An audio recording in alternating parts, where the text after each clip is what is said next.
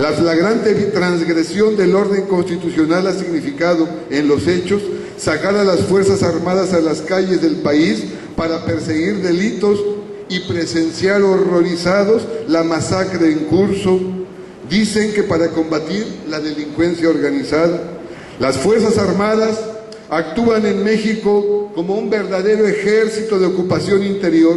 Han apuntado sus armas en contra del pueblo de México, con saldo de más de 40,000 muertos o asesinatos, miles de desapariciones forzadas, la tortura como método de investigación, incluyendo la violación sexual como venganza o castigo y como forma de disuasión política. A esto deben sumarse los miles de casos de la llamada guerra sucia, así como los de los grupos paramilitares que actúan con la aquiescencia del Estado. Después del golpe de Estado técnico de 2006, se instauró en México un Estado policíaco militar, que pronto devino solamente en militar, es decir, un gobierno militar con rostro civil. De esta manera muestra al pueblo el verdadero rostro del que lo manda y que se encuentra colocado como el poder real en el país, con el agravante de que subsiste el llamado Estado Mayor Presidencial, que es un ejército dentro del ejército, como lo denuncia el general Gallardo. La ocupación interior en México inició con un decreto presidencial que creó una guardia pretoriana de 20,000 soldados bajo sus órdenes directas para enfrentar disturbios y movimientos sociales, dijo. Escaló a los llamados operativos mixtos contra la delincuencia organizada, que decían intervenía el ejército únicamente a solicitud expresa de los ejecutivos locales. Empezaron a proliferar ilegales retenes militares en todo el país, al tiempo que el ejército asume las funciones de policía y desplaza a las procuradurías y a las policías municipales, estatales y aún a las federales. Galván, el secretario de la Defensa, declara que los soldados están preparados para la guerra, para matar o morir, pero no para disuadir. Ahí encontramos la causa del número de muertos y de que no haya casi detenidos, hasta llegar prácticamente a la suspensión de las garantías individuales, violación sistemática de los derechos humanos y a la comisión de miles y miles de delitos, inclusive de lesa humanidad, un verdadero estado de facto de corte fascista. El pueblo de México se encuentra inmerso en una guerra interior, un ataque generalizado y sistemático del Estado contra la población civil de diversos lugares, organizado y ordenado por el Poder Ejecutivo Federal y el Consejo de Seguridad Nacional, ejecutado por las Fuerzas Armadas, que con el parapeto de la guerra contra la delincuencia organizada, desde su inicio ha sido ilegal. En consecuencia, toda la violencia institucional empleada es ilegítima y el saldo es delincuencial. Deben ser castigados los autores materiales y los intelectuales, ya que la impunidad es la matriz que los reproduce. Sin embargo, resulta claro e incontrovertible que se trata de delitos cometidos por el propio Estado y en el marco legal nacional correspondería investigarse a sí mismo. Dado el modus operandi utilizado en México, que impide una investigación completa y efectiva, garantiza dicha impunidad, se hace entonces indispensable acudir a la cooperación internacional para asegurar que sean efectivamente sometidos a la acción de la justicia, para poner fin a la impunidad de los autores y contribuir así a la prevención de nuevos crímenes. De este catálogo, cuando menos encontramos que el Estado mexicano ha incurrido en los crímenes de asesinato. Aquí hago un paréntesis. Asesinato, me refiero a este saldo brutal de más de 40,000 muertos en lo que va del sexenio del sedicente presidente de México. En México opera lo que llamamos universalmente el principio de inocencia. Todos somos inocentes y corresponde al Ministerio Público demostrar la culpabilidad.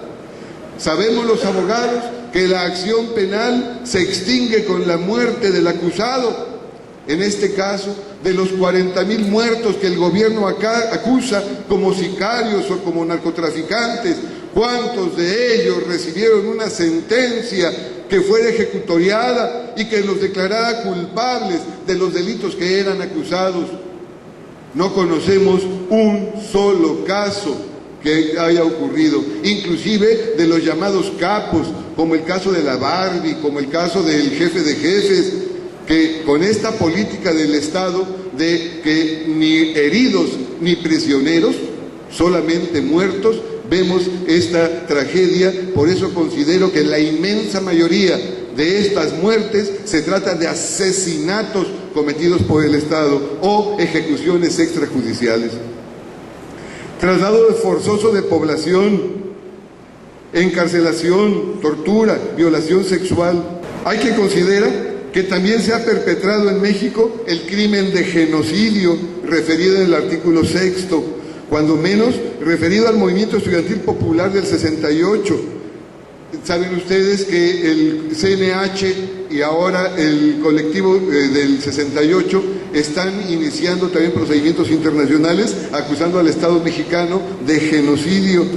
La llamada Guerra Sucia, sabemos que el grupo Eureka, el que dirige la compañera Rosario Ibarra de Piedra, tiene documentados más de 600 casos de desapariciones forzadas también.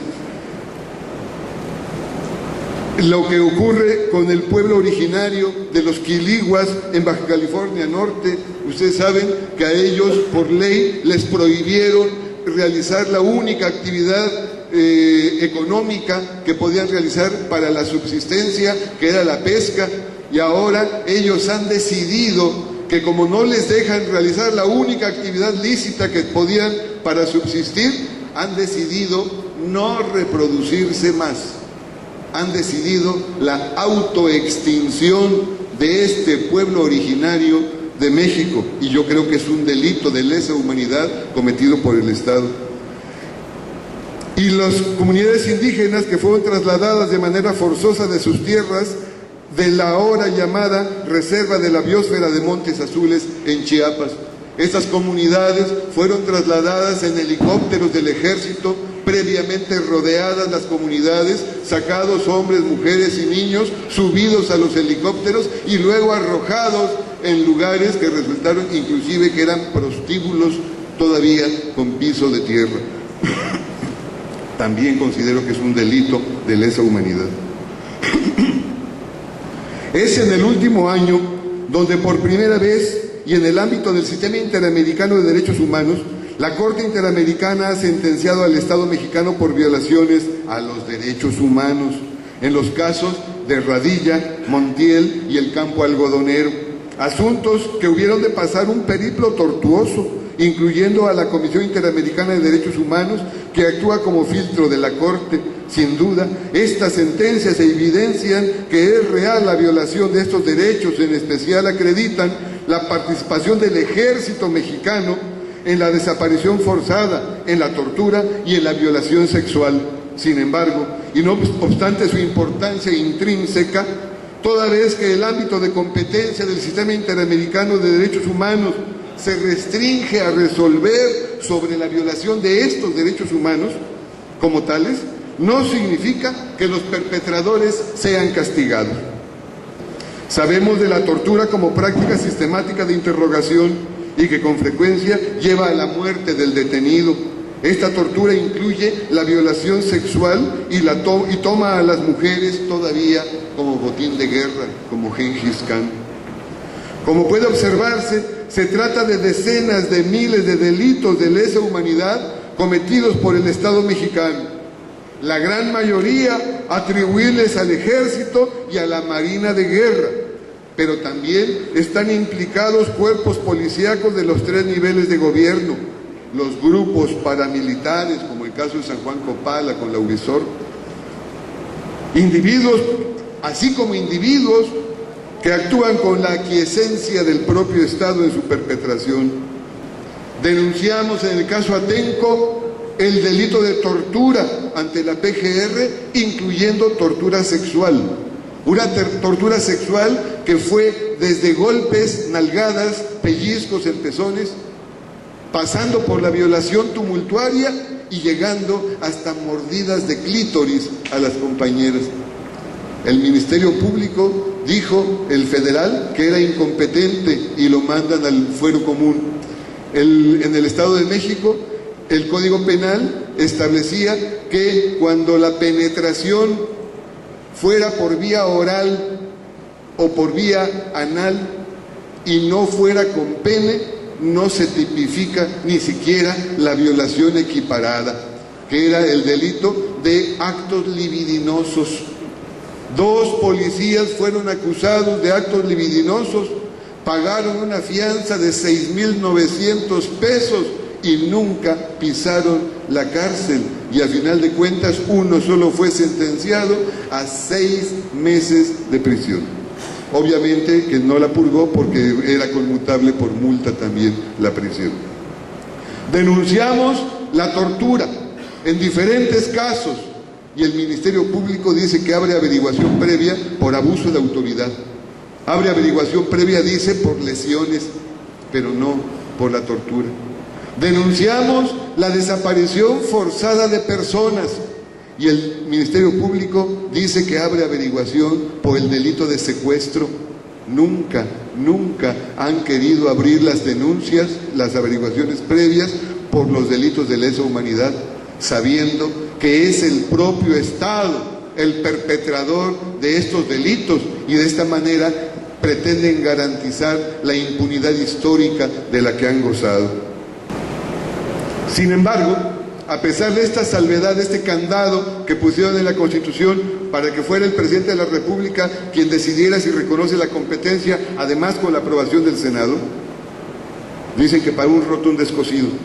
Sin embargo, el Estatuto de Roma prevé la facultad del fiscal de la Corte Penal Internacional para iniciar de oficio una investigación cuando se le proporcione la información que será verificada por la Fiscalía y si ésta llega a la conclusión de que existe fundamento suficiente para abrirla, puede presentar ante la Sala de Cuestiones Preliminares de la Corte una petición de autorización para realizar una investigación completa. No pasa desapercibido el hecho de que la Corte Penal Internacional es una instancia de la ONU, con todo el desprestigio y corrupción que arrastra, incluyendo a Kofi Annan y a su hijo que estuvo vendiendo los alimentos para los refugiados, bajo el poder casi hegemónico de los Estados Unidos.